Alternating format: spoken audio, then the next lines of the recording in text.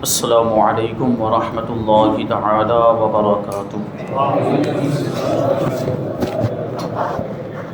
الحمد للہ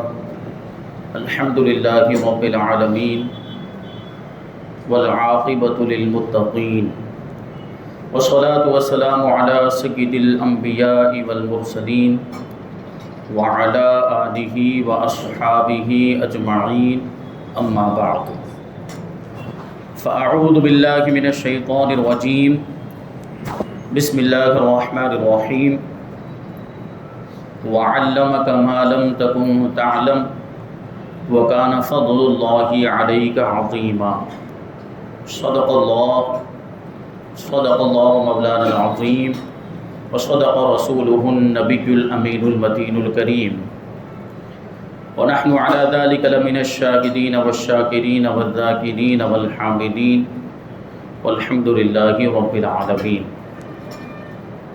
آئیے ہم اور آپ سب سے پہلے حضور سرور کائنات، فخر موجودات، باعث تخلیق کائنات احمد مجتبیٰ محمد مصطفیٰ صلی اللہ علیہ وسلم کی بارگاہ میں درود و سلام کا ہدیہ پیش کریں اور پڑھیں۔ اللہم صلی علی سیدنا مولانا محمد معدن الجود والکرم وآلہ الکرام وابنہ الکریم وبارک وسلم صلاۃ وسلاما علیک یا رسول اللہ صلی اللہ تعالی علیہ وسلم۔ عزیزان ملت اسلامیہ، آج انشاءاللہ تبارک و تعالی ہم حضور پاک صلی اللہ علیہ وسلم کے علم غیب کی بات کریں گے۔ اعلیٰ حضرت امام عشق و محبت، امام اہل سنت، امام احمد رضا خان فاضل بریلوی رضی اللہ تعالی عنہ حضور کے علم غیب کے تعلق سے یوں عرض کرتے ہیں: شس جہت سمت مقابل، شب و روز ایک ہی حال۔ شس جہت سمت مقابل، شب و روز ایک ہی حال۔ کیا مطلب؟ کہ یہ جو 6 جہتیں ہیں، 6 ڈائریکشن، مشرق و مغرب اور اتر دکن، جنوب اور شمال اور اوپر نیچے، یہ 6 جہتیں، 6 ڈائریکشن، یہ ہمارے لیے ہیں۔ حضور پاک صلی اللہ علیہ وسلم کے لیے یہ 6 کے 6 جہتیں سمت مقابل کی طرح، یعنی ہمارے لیے جو سامنے والی جہت ہوتی ہے، سامنے والی ڈائریکشن جیسے ہوتی ہے، یعنی جو چیز ہمارے سامنے ہو ہم اس کو دیکھ لیا کرتے ہیں، لیکن جو چیز ہمارے دائیں بائیں یا پیچھے ہو، اوپر نیچے ہو، یعنی آنکھوں کے بالمقابل نہ ہو، وہ چیز ہم نہیں دیکھ پاتے۔ لیکن حضور پاک صلی اللہ علیہ وسلم کو کسی چیز کے دیکھنے کے لیے اس طرف رخ کرنے کی ضرورت نہیں ہے، بلکہ حضور پاک صلی اللہ علیہ وسلم جس طرح آگے دیکھا کرتے ہیں اسی طرح پیچھے کی چیز کو بھی ملاحظہ فرما لیا کرتے ہیں، دائیں بائیں کی چیزوں کو بھی ملاحظہ فرما لیا کرتے ہیں، اوپر اور نیچے کی چیزوں کو بھی ملاحظہ فرما لیا کرتے ہیں، اور جو انسان کی ظاہری نگاہوں سے نظر نہ آئے ایسی کیفیات کو اور دل کے حالات کو بھی حضور پاک صلی اللہ علیہ وسلم ملاحظہ فرما لیا کرتے ہیں۔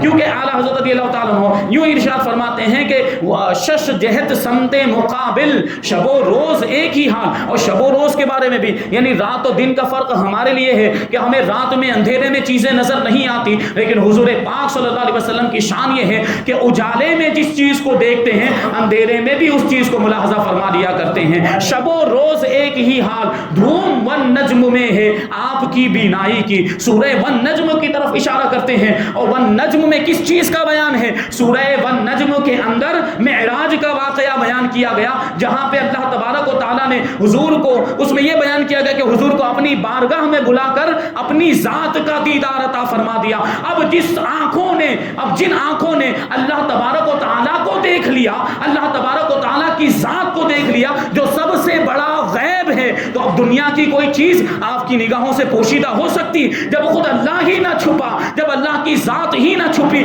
تو اور کوئی غیب کیسے چھپ سکتا ہے؟ اسی لیے تو ہمارے امام کہتے ہیں، اور کوئی غیب کیا تم سے نہاں ہو بھلا، جب نہ خدا ہی چھپا تم پہ کروڑوں۔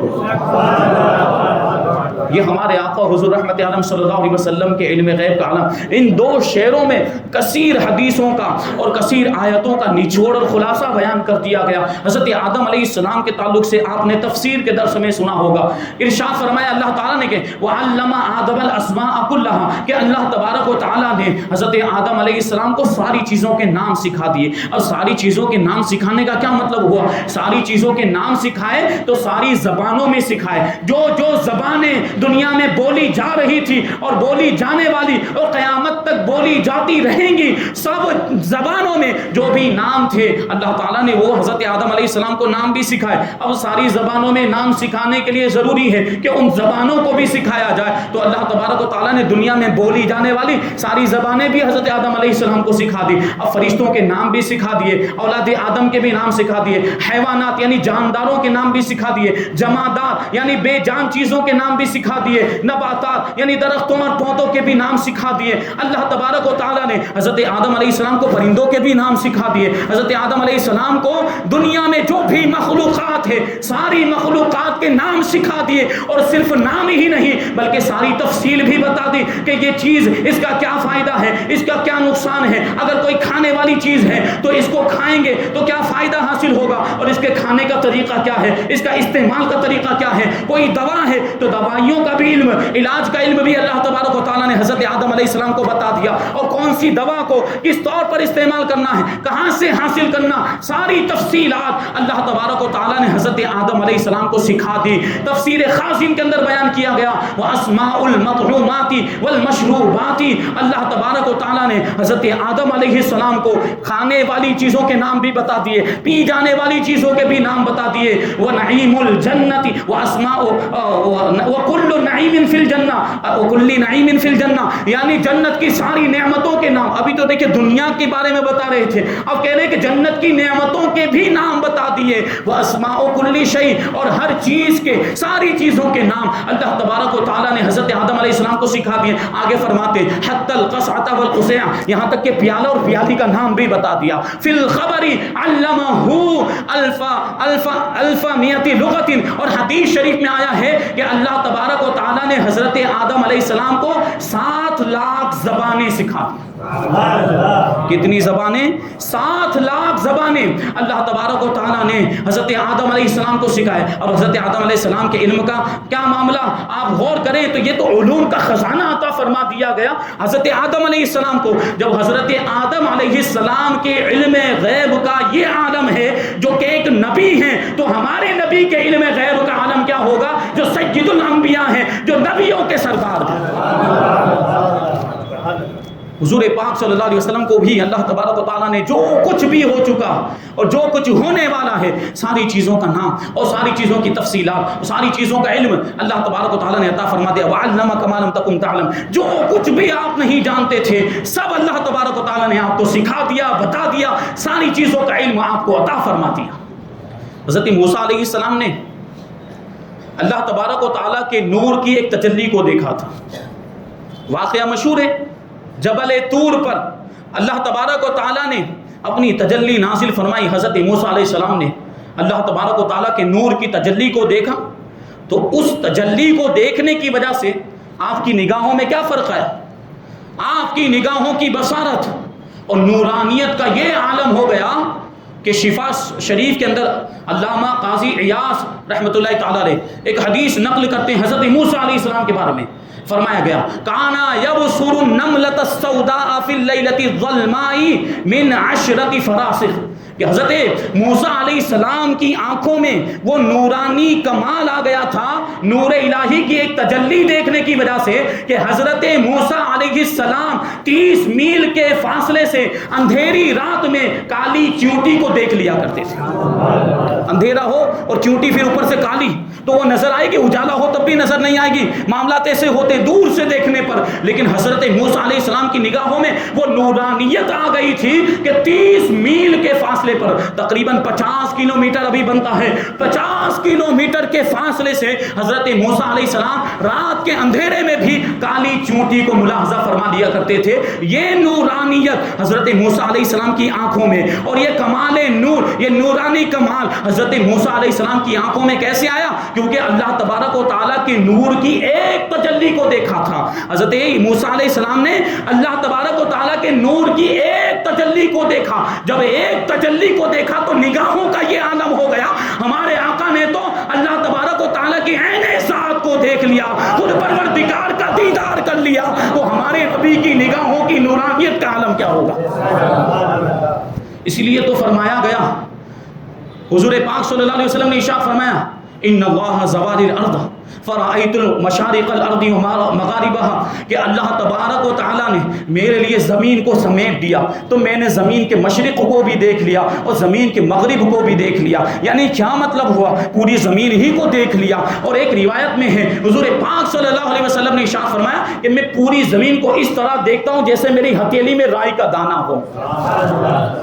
اور پھر ایک حدیث جو میں نے اس سے پہلے بھی آپ کو سنائی تھی، ایک صحابی سے رکوع سجود میں کوئی کمی واقع ہوئی تو حضور پاک صلی اللہ علیہ وسلم نے نماز سے فارغ ہونے کے بعد ارشاد فرمایا تھا کہ واللہ لا یخفی علی رکوعکم ولا خشوعکم، کہ مجھ پر نہ تمہارا رکوع و سجود پوشیدہ ہے، نہ تمہاری دل کی کیفیت یعنی خشوع و خضوع پوشیدہ ہے، میں تمہیں پیٹھ کے پیچھے سے بھی ویسے ہی دیکھتا ہوں جیسے سامنے سے دیکھا کرتا ہوں۔ یہ حضور کی شان ہے کہ ہم جن چیزوں کو اپنی نگاہوں سے دیکھتے ہیں ان کو تو ملاحظہ فرما ہی لیا کرتے ہیں، اور پیٹھ کے پیچھے ہو تب بھی دیکھ لیا کرتے ہیں۔ رکوع و سجود یہ دیکھنے والی چیز، نظر آنے والی چیز، کہ ہمارے سامنے اگر کوئی رکوع کر رہا ہو، ہمارے سامنے اگر کوئی سجدہ کر رہا ہو، ہم دیکھ رہے ہو، ہماری نگاہیں اس طرف ہو تو یہ چیزیں ہمیں نظر آئے گی۔ لیکن خشوع تو ایک دل کی کیفیت کا نام ہے، دل میں جو خوف ہوتا ہے، دل میں جو خشیت ہوتی ہے اور دل میں جو اخلاص کی کیفیت ہوتی ہے اس کو خشوع اور خضوع کہا جاتا ہے۔ حضور پاک صلی اللہ علیہ وسلم اس کیفیت کو بھی ملاحظہ فرماتے ہیں جو ظاہری آنکھوں سے نظر آنے والی چیز ہی نہیں ہے۔ یہ حضور کی شان۔ اور سب سے بڑی دلیل حضور پاک صلی اللہ علیہ وسلم نے ارشاد فرمایا، بڑی واضح دلیل کیا ارشاد فرمایا، ما بین قبری و منبری روضۃ من ریاض الجنہ، کہ میری قبر اور میرے منبر کے درمیان کا جو حصہ ہے وہ جنت کے باغوں میں سے ایک باغ ہے۔ ریاض الجنہ کہا جاتا ہے کہ نہیں اس حصے کو جو حضور پاک صلی اللہ علیہ مسجد نبوی میں جو گئے ہیں انہوں نے اس جگہ کو ملاحظہ کیا، اور جو نہیں گئے اللہ تعالیٰ سب کو دیدار نصیب فرمائے۔ حضور پاک صلی اللہ علیہ وسلم کی مسجد نبوی میں جو منبر اور حضور پاک صلی اللہ علیہ وسلم کا روضہ مبارک، تو اتنے میں جو جگہ ہے اس کو روضۃ من ریاض الجنہ کہا جاتا ہے۔ اور اب آپ جو مختصر کر کے صرف ریاض الجنہ، اور وہاں پہ لکھا ہوا ہے، بورڈ لگا ہے سعودی گورنمنٹ کی طرف سے ریاض الجنہ کا بورڈ لگا ہوا ہے۔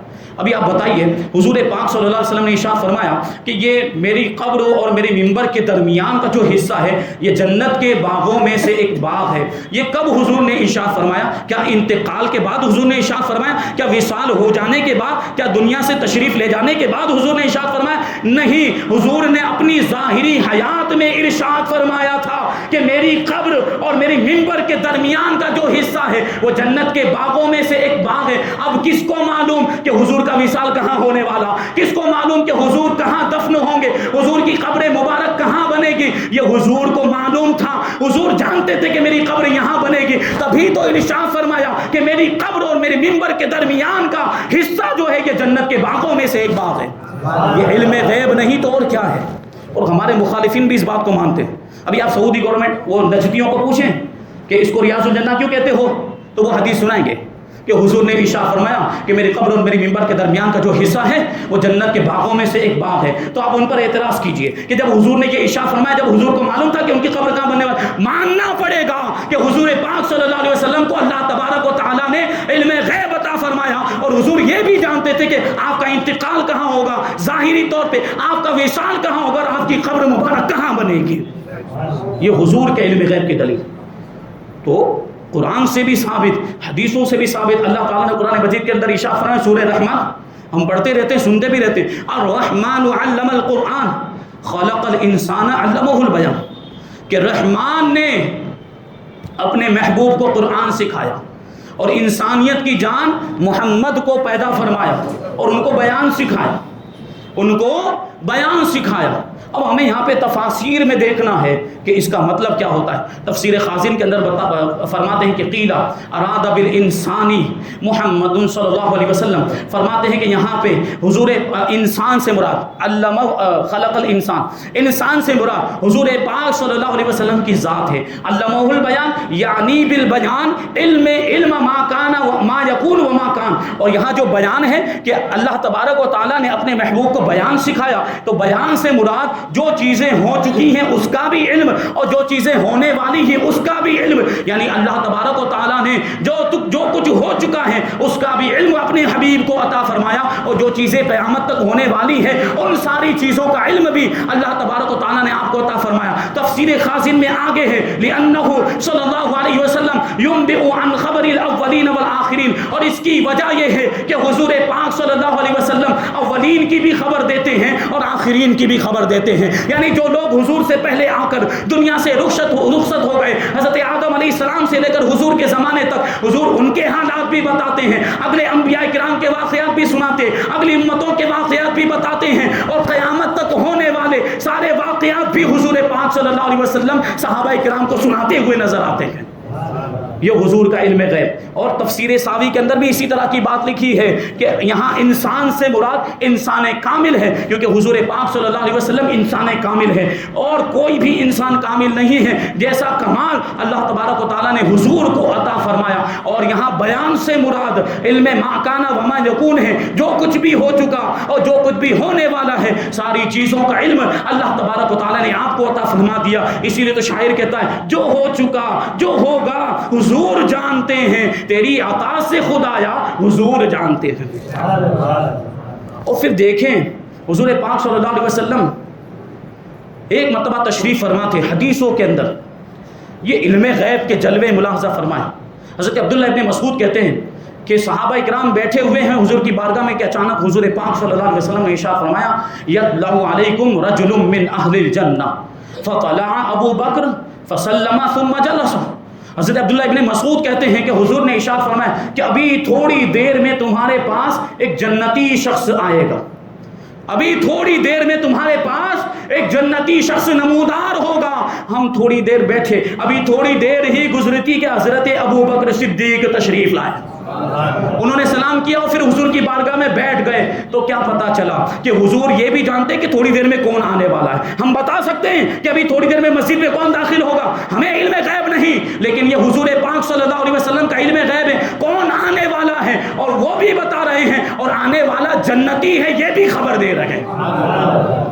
اور عشرہ مبشرہ والی حدیث آپ جانتے ہیں، ترمذی شریف کے اندر حضور نے کیا ارشاد فرمایا، ابو بکر فی الجنہ و عمر فی الجنہ و عثمان فی الجنہ و علی فی الجنہ و طلحہ فی الجنہ و زبیر فی الجنہ و عبد الرحمن بن عوف فی الجنہ و سعد بن ابی وقاص فی الجنہ و سعید بن زید فی الجنہ و ابو عبیدہ بن الجراح فی الجنہ، کہ ابو بکر جنتی ہے، عمر جنتی ہے، عثمان جنتی ہے، علی جنتی ہے، طلحہ جنتی ہے، زبیر جنتی ہیں، حضرت عبد الرحمن ابن عوف جنتی ہیں، سعد ابن ابی وقاص جنتی ہیں، سعید ابن زید جنتی ہیں، اور حضرت ابو عبیدہ ابن جراح جنتی ہیں۔ سب کے جنتی ہونے کی بشارت اللہ کے رسول صلی اللہ علیہ وسلم نے اس دنیا کے اندر ہی عطا فرما دی۔ ہمارے امام کہتے ہیں وہ 10 جن کو جنت کا مژدہ ملا، وہ 10 جن کو جنت کا مژدہ ملا، اس مبارک جماعت پہ لاکھوں سلام۔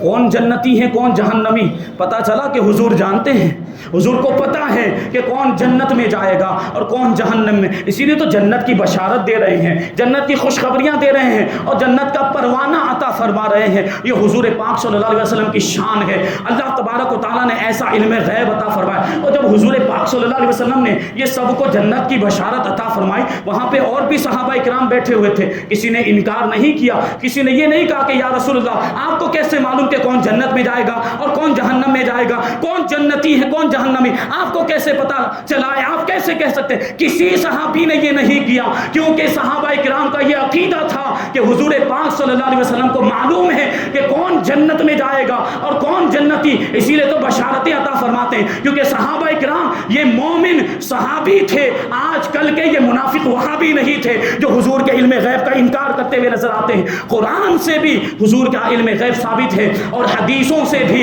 حضور پاک صلی اللہ علیہ وسلم کا علم غیب ثابت ہے۔ ایک مرتبہ ام المؤمنین حضرت عائشہ صدیقہ رضی اللہ تعالیٰ عنہ بیان کرتی کہ ہم لوگ کھلے آسمان کے نیچے بیٹھے ہوئے تھے، میں حضور پاک صلی اللہ علیہ وسلم کے ساتھ بیٹھی ہوئی تھی، آسمان کے ستارے نظر آ رہے تھے، تو میں نے حضور پاک صلی اللہ علیہ وسلم کی بارگاہ میں عرض کیا، یا رسول اللہ صلی اللہ تعالیٰ علیہ وسلم هل تكون لأحد من الحسنات عدد نجوم السماء، کہ کیا کسی کی نیکیاں آسمان کے ستاروں کے برابر ہو سکتی؟ کیا کوئی شخص اتنا بڑا نیکوکار ہو کہ اس کی نیکیاں آسمان کے ستاروں کے برابر ہو جائے؟ تو اللہ کے رسول صلی اللہ علیہ وسلم نے ام المؤمنین حضرت عائشہ صدیقہ رضی اللہ تعالی عنہا سے فرمایا کہ ہاں عمر، یعنی عمر کی نیکیاں آسمان کے ستاروں کے برابر ہیں۔ ام المؤمنین نے کیا سوچ کے سوال کیا تھا؟ ام المؤمنین نے تو یہی سوچا تھا کہ ابھی حضور پاک صلی اللہ علیہ وسلم میرے والد کا نام لیں گے، یعنی حضرت ابو بکر کا نام لیں گے، لیکن حضور پاک صلی اللہ علیہ وسلم نے حضرت عمر کا نام لے لیا۔ تو ام المؤمنین حضرت عائشہ صدیقہ رضی اللہ تعالی عنہا حضور پاک صلی اللہ علیہ وسلم کی بارگاہ میں عرض کرتی ہیں، فَأَيْنَ حَسَنَاتُ أَبِي بکر، تو ابو بکر کی نیکیاں کہاں پر ہیں؟ یعنی اگر عمر کی نیکیاں آسمان کے ستاروں کے برابر ہیں تو ابو بکر کی نیکیوں کا کیا حال ہے؟ تو اللہ کے رسول صلی اللہ علیہ وسلم نے ارشاد فرمایا کہ عمر کی ساری نیکیاں ابو بکر کی ایک نیکی کے برابر ہیں۔ اس سے کیا پتا چلا کہ حضور کو ستاروں کا بھی علم ہے، ستاروں کی تعداد بھی جانتے ہیں، اور پھر کس کی نیکیاں ستاروں کے برابر یہ بھی جانتے ہیں، اور کس کی نیکیاں اس سے زیادہ یہ بھی جانتے ہیں۔ یعنی صحابہ کرام کی نیکیاں، اپنی امت کی نیکیاں، اپنی امت کے اعمال بھی حضور پاک صلی اللہ علیہ وسلم کی نگاہوں کے سامنے رہتے ہیں۔ حضور ساری چیزوں کو جانتے ہیں، اسی لیے تو اعلیٰ حضرت کہتے ہیں، سر عرش پر ہے تیری گزر، دل فرش پر ہے تیری نظر، ملکوت و ملک میں کوئی شے نہیں وہ جو تجھ پہ آیا نہیں۔ یعنی کوئی بھی دنیا ہو، چاہے یہ دنیا زمین والی دنیا ہو یا آسمان والی دنیا، حضور ساری چیزوں کو ملاحظہ فرماتے ہیں، اور اللہ تبارک و تعالیٰ نے ساری چیزوں کا علم آپ کو عطا فرمایا۔ اور ہم یہ جو بار بار کہتے ہیں کہ یہ علم جو بھی ہوا یہ اللہ تبارک و تعالیٰ کی عطا سے ہے، اللہ نے آپ کو عطا فرمایا۔ علم غیب حضور کا جو تھا وہ عطائی تھا، تو یہ شرک کیسے ہو سکتا ہے کہ اللہ نے جب عطا فرمایا وہ عطا کرنے والا جانے اور جس کو عطا کیا وہ جانے،